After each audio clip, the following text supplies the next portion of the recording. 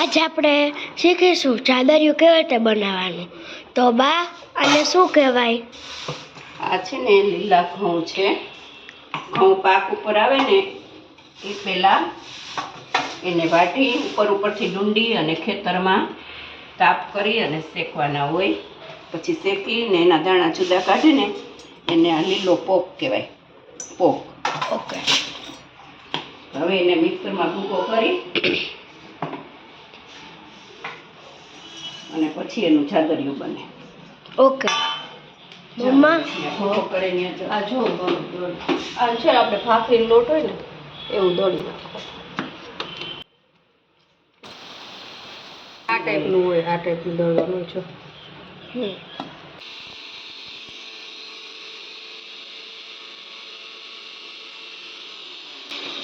શું કરો ના આમાં તો આ જો તો આવું છે ને જો ત્યાંથી દળ ના હાલશે. એક આટો ફેરવું.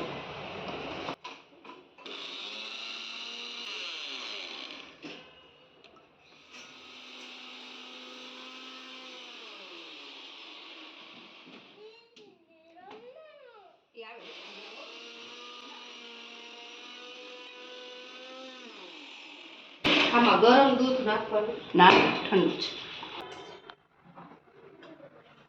બા તમે આ શું બનાવો છો? હું બનાવું છું તુરિયાનું શાક. ઓકે તો પહેલા શું આપણે નાખવાનું? ઓલા ઉની જેમ જ કરવું છે. તો તમે સૌથી પહેલા શું નાખ્યું? તેલ લીધું એક પાવડું, પછી અંદર થોડું,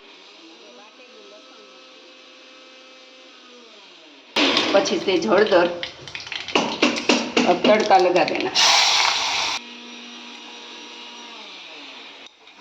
હવે હળદર, મીઠું, ધાણા જીરું,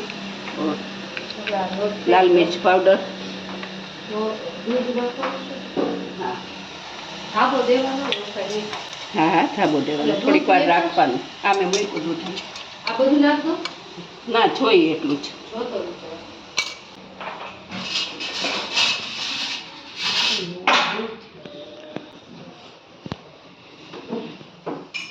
આ બધું દૂધ રમાય છે હે મમ્મી?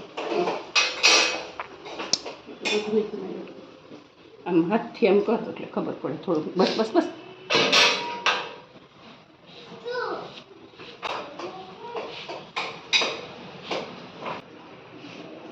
કઠણ આમ હાથથી કરીને ના ભલે પઠણ લેવાનું.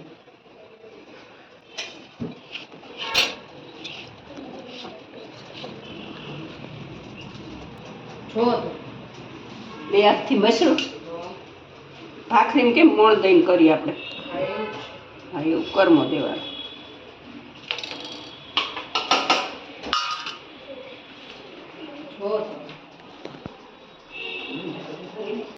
तो ये है हमारा तुरिया का साग.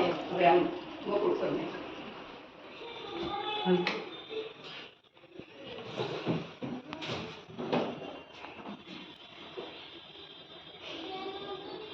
બેન સવાર મારું લેવા આવ્યો, મને આદુ જડે નહીં ડબલું ઘડીકમાં. દબાવી નાખ દો ને. બધું આખું થઈ ગયું ઉપર નીચે. મોહન થાળમાં કરીશું. ઢાબુ દઈને મૂકી.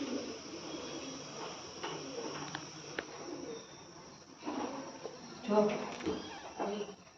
દબાઈ દો. હા દબાઈ થોડીક વાર રહેવા દેવાનું.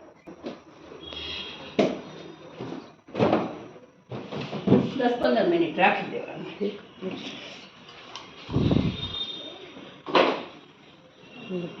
રાખ દો ને.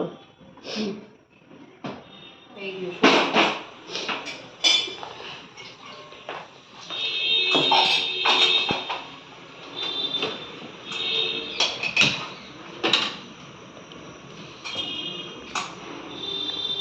બહુ તો ઘી નો જોઈએ. બસ શેકવામાં ઓછું બસમાં નાખવું જોઈએ પાછું પાણી.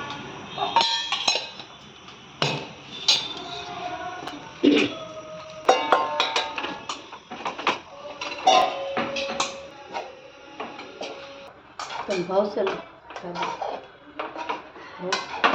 ચાખ્યું છે? એક વાર ચાખ્યું. પકવાન જેવું જ લાગે. ચૂરમાં હા ચૂરમાં છે. પાકું. બાજરાનું ચૂરમું ખાતા હોય ને એ તમે ચાખ્યું છે થોડો ઘણો તો એવો છે. થોડો ઘણો એટલે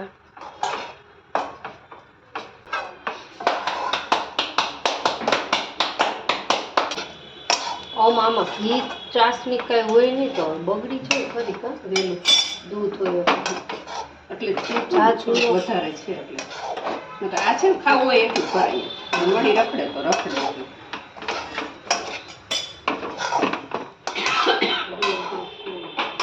હજુ શેકાય તો શું કાઢી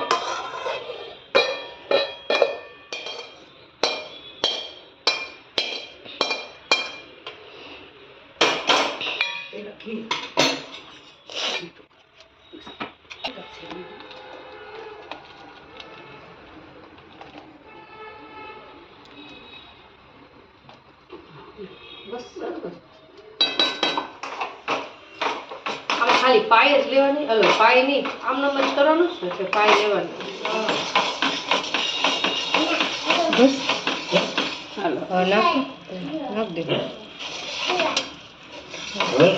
કાકા થોડીક વાર બેહો તો ચાદરિયું બનાવીશ તમારે પોકે હોય પોક વરસ દિવસ હોય પોક હોય તો બંધ કર દો ગેસ લે તો હાંચી લે ને દીકરા નાખી નાખી દો નાખી દો પછી મિક્સ બસ હા આવે બેટા 1 મિનિટ હો વયા ગયા પ્રદીપભાઈ ની મેં કીધું ને એને જમણવાર હોય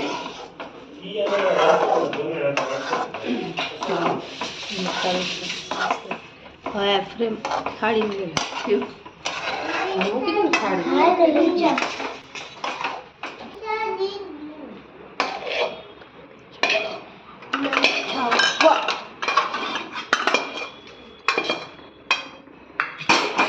આખી થાળીમાં કઈ નહીં જાડું આવી જશે તારે ખાવું છે ને એ ગળપોડી દબાવી દે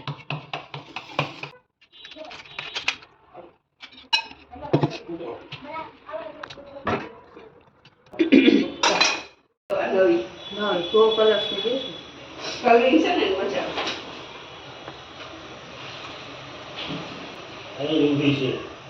એવું છે જો તો એમ કે અંદર આવતી રહે આલે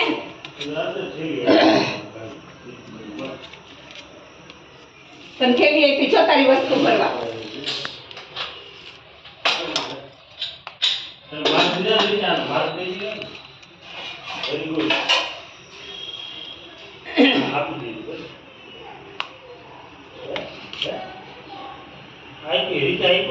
એટલે મસ્ત થયું તો ઠંડુ તો થવા દે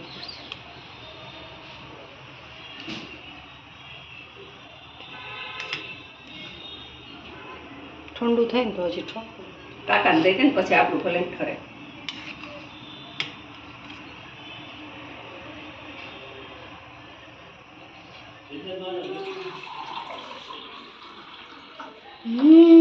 સરસ બેન જોશે એલચા તાર ચાખું છાદર્યું મસ્ત લાગે છે